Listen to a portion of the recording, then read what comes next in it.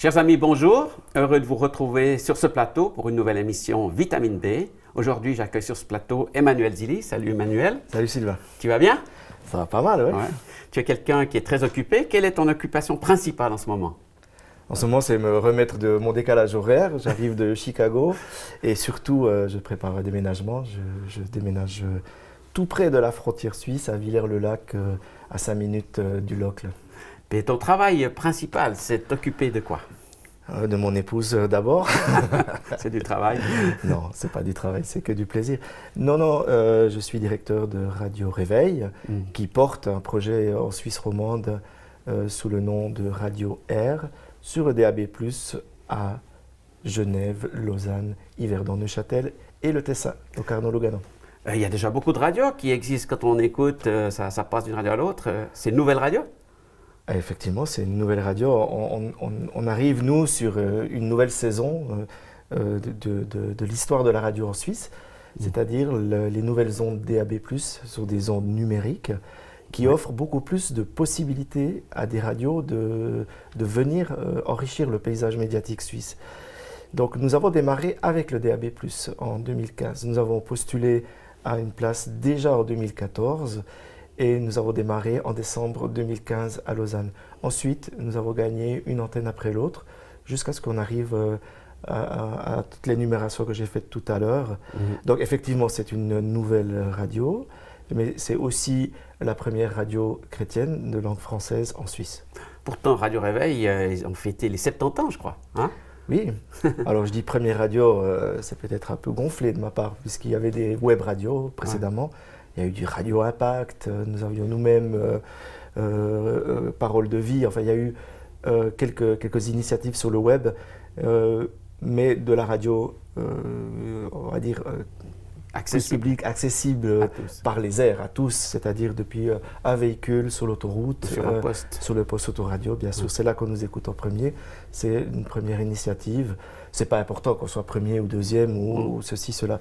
Ce qui est important, c'est qu'on y soit. Ouais. Et puis, qu'est-ce que vous faites sur cette radio alors? Alors, principalement, c'est une radio musicale. Donc, on y passe de la musique, donc des playlists de musique que l'on essaie de choisir le mieux que l'on peut pour satisfaire aux personnes qui nous écoutent. Donc, c'est très important de les connaître, de savoir qui est à l'autre bout pour pouvoir générer des playlists qui conviennent à ceux qui nous écoutent. Et puis, 20%, ce sont des petites chroniques, un peu comme celles que nous faisons aujourd'hui. Nous invitons des personnes avec qui nous parlons, nous nous entretenons et nous échangeons, en particulier sur le témoignage, mais d'autres sujets aussi que nous abordons avec elles. Donc toi aussi, tu aimes la Bible, tu la lis, tu la partages? Tant que possible, bien sûr. Oui, je lis ma Bible. Je n'ai jamais lu autant ma Bible depuis que je l'ai dans ma poche. Pour moi, le téléphone mobile a été une percée biblique pour ma personne. Je suis terriblement opportuniste. J'aime ce que les jeunes aujourd'hui aiment, c'est-à-dire ce qu'on dit on demand, c'est-à-dire ce que je le veux tout de suite là où je suis. Donc si j'ai une demi-heure ou un quart d'heure ou 10 minutes ou 5 minutes de libre dans ma journée, j'apprécie de pouvoir lire la Bible à ce moment-là et pas forcément dans un moment qui a été prérequis et peut-être fait de manière un peu religieuse le matin en me levant. C'est pas du tout le moment où je suis apte en ce qui me concerne à lire la Bible. Mais elle m'accompagne tout le temps dans ma poche. Alors j'aime les transports publics, j'aime l'avion, j'aime tous ces instants où on a un peu de temps de libre pour pouvoir me nourrir d'elle. Il y a un verset que tu aimerais partager avec nous aujourd'hui? Alors oui, c'est Ecclésiaste 12:1. Alors je vais lire ce verset pour les gens qui sont là. Souviens-toi de ton Créateur durant ta jeunesse, avant l'arrivée des jours mauvais, avant d'atteindre les années où tu diras « je n'y prends aucun plaisir ». C'est un peu un verset nostalgie. On vient de nous reprocher d'être radio nostalgie, mais non, ni nostalgie, ni comment dire, voilà, des années qu'on aurait pu perdre. Mais souviens-toi de ton Dieu à l'heure de ta jeunesse. Moi, je suis né dans une famille chrétienne. Ouais. Père, mère, grand-père, arrière-grand-père, arrière-arrière-grand-père, toutes mes racines familiales baignent dans l'Église. Entre deux pages de Bible, comme on dit. Ouais, en tout cas. Et soit à l'Église réformée, soit à l'Église évangélique. Et je suis né dans ce berceau spirituel, mais je n'ai jamais pu me souvenir de mon Dieu à l'heure de ma jeunesse. En ce sens qu'il a été pour moi dans ces années, bien sûr, une grande source d'apprentissage, beaucoup de valeurs qui ont été reçues, que j'ai pu prendre, beaucoup de dangers auxquels je n'ai pas touché, mais malheureusement, à l'heure de l'adolescence et où une certaine rébellion peut se manifester chez n'importe quel jeune, moi j'ai pris ce chemin-là, le chemin de la rébellion vers cette éducation qui était à la fois l'éducation de mes parents, mais également l'éducation religieuse. Et l'une n'allait pas sans l'autre. Et pour me distancier de mes parents, je me suis également distancié de ma famille spirituelle. Tu as tout rejeté? Tout rejeté, tout en bloc. Et ça, justement après avoir vécu une expérience spirituelle en France, où pour la première fois, je voyais quelque chose de charismatique se passer autour de moi. Je n'avais jamais vu ça de toute ma vie. Et ça m'avait impacté, mais c'était justement l'instant voilà, où toutes sortes de tentations arrivent au niveau de la vie de tous les jours. Et tout ce qui m'avait été interdit pendant ma jeunesse, j'avais envie de le faire et je l'ai fait. Et c'était un très très mauvais choix. Donc tu t'es souvenu de ton Créateur plutôt plus tard qu'au moment de ta jeunesse? C'est ça, il aura fallu 15 ans. 15 ans d'un chemin très dur, d'un chemin très triste, d'un chemin très difficile de l'errance, effectivement. C'est-à-dire 15 années de toxicomanie, 9 overdoses et tout ce qui accompagne les addictions. C'est-à-dire tout le mensonge qui va avec, l'addiction, voilà, on voit une personne se dégrader, mais on ne voit pas non plus comment elle se dégrade dans toutes les relations, elle se dégrade socialement. Donc je suis arrivé à l'âge de 30 ans en étant totalement brisé et dans une complète remise à zéro. Il semble que maintenant tu t'en es sorti, c'est plus du tout dans ce monde-là que tu évolues. Alors c'est à l'âge de 30 ans que, souviens-toi, je pourrais dire, ah Emmanuel s'est souvenu. Non, c'est lui, c'est Dieu qui s'est souvenu de moi. Il t'a appelé, il ne m'a jamais oublié, je crois vraiment qu'il ne m'a jamais oublié. Il est d'abord venu me chercher avec une émission de télévision et je sais que je ferai plaisir aux gens de cette maison ici. Et je dormais très mal la nuit et j'avais la possibilité de regarder des émissions de TV au milieu de la nuit. Et à l'époque, il y avait sur une chaîne anglaise que l'on recevait, genre Sky TV ou un truc comme ça, il y avait au milieu de la nuit des émissions d'un grand évangéliste américain qu'on pourrait qualifier de la prospérité, de tout ce que vous voulez. Mais lui, au milieu de la nuit, il m'a rejoint. Tu cherchais à le voir, en fait?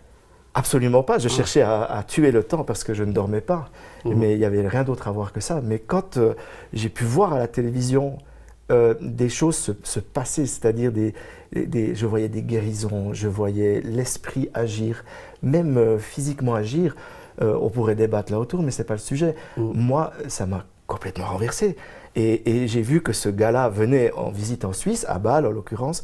Je dis, je vais aller à Bâle et je suis allé. Tu voulais voir si la TV était vraie. Je voulais voir si la TV était en vrai, si vraiment tout ce que je voyais là, l'Esprit de Dieu se manifestait dans cette réunion, c'était pour de vrai. Et j'y suis allé, je n'ai pas été déçu. Ouais. Et tu as fait le lien avec ton enfance tout de suite ou pas du tout? Pas vraiment, parce que c'était pas tout à fait le même style de croyance qui était là exprimé. Non, d'application, effectivement. L'application de la foi était totalement différente dans ce contexte. Mon frère m'a ensuite rejoint pour une autre session à Zurich et puis a commencé gentiment et avec beaucoup d'amour à m'expliquer un peu dans quel milieu je me trouvais, et quels en étaient les avantages, les inconvénients, et commencer petit à petit à me forger mon avis par rapport à ce que je voyais. Reste que ce fut une rencontre salvatrice. On a suivi une lecture, hein, je suis aussi quelqu'un du livre, mais voilà, c'était pas encore la Bible, mais c'était un livre de la communauté du chemin neuf et qui décortiquait un tableau de Rembrandt, Le Retour du Fils prodigue. Et là, alors, je me suis identifié pleinement à cette histoire que je redécouvrais parce qu'elle était enfin expliquée. Et surtout, l'amour de Dieu est expliqué. L'amour de Dieu, et même l'amour de Dieu était manifesté dans ce livre. Et subitement, je me rendais compte que Dieu aime vraiment. Parce qu'avant, tu n'avais que les préceptes, les principes, mais pas vraiment le ressenti de l'amour de Dieu. Oui, et je dirais même que je pouvais dire avoir connu Jésus pour l'avoir rencontré, pour l'avoir dessiné dans des cahiers d'école du dimanche. Oui. Le Saint-Esprit, je venais de le découvrir en France, d'avoir vu quelques manifestations, mais le Père, qui est-ce? Et un Père fouetteur, forcément, puisque vous allez faire une confusion entre votre Père terrestre et votre Père céleste. Non pas que mon Père était un Père violent, bien au contraire. Oui. C'était quelqu'un, par contre, de très, peut-être timide, effacé, capable de l'être, Oui. discret. Et donc Dieu était quelqu'un de discret pour moi, voire peut-être même invisible. Et là, subitement, je découvre qu'il m'aime. Une proximité. Une proximité. Voilà. Et surtout de l'amour manifesté.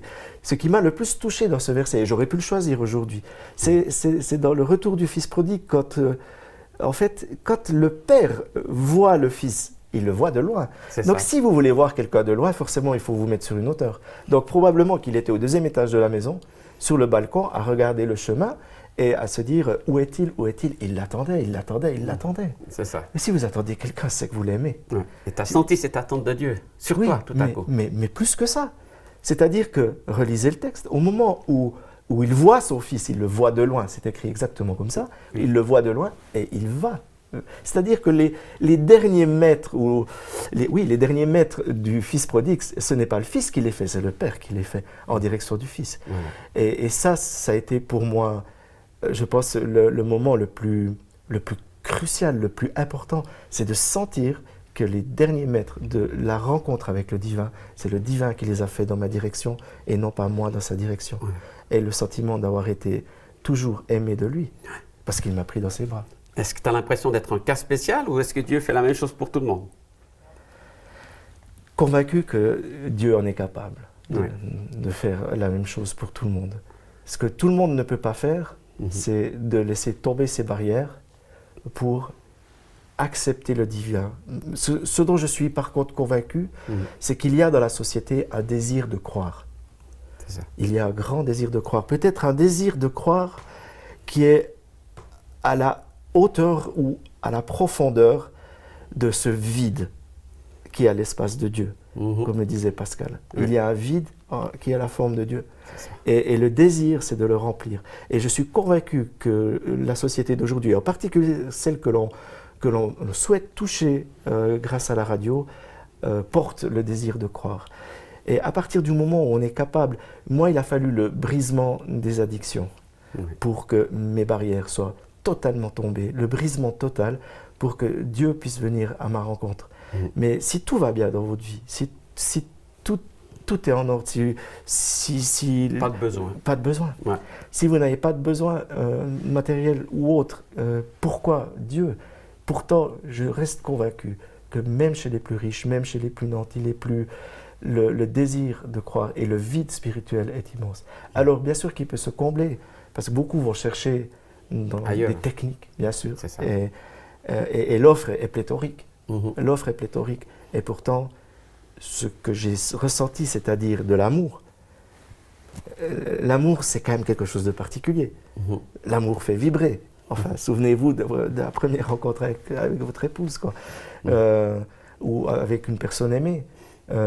L'amour fait vibrer. L'amour, c'est pas quelque chose, c'est pas une technique. C'est ça. On peut pas faire de l'amour une technique. On le ressent et on sent que c'est là que l'on touche au but. Pour terminer, alors Dieu, il t'a délivré de toutes tes addictions suite à cette rencontre? J'aurais aimé que ça se passe comme une cuillère à peau. Allez, hop, on termine tout ça d'un coup.